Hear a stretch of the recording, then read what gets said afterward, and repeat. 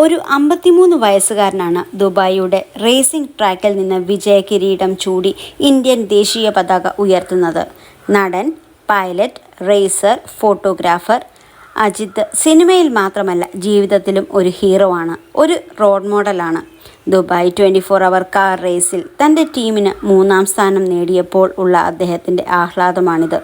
വിജയത്തിൽ ആദ്യം ചേർത്ത് പിടിച്ചതും നന്ദി പറഞ്ഞതും കൂടെ നിന്ന ഭാര്യ ശാലിനിയോടാണ്.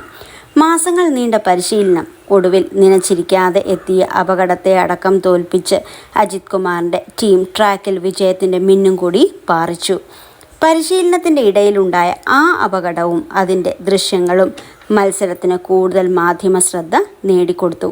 ഒടുവിൽ 3ാം സ്ഥാനവും നേടി സിനിമയേക്കാൾ മികച്ച ഒരു ക്ലൈമാക്സും.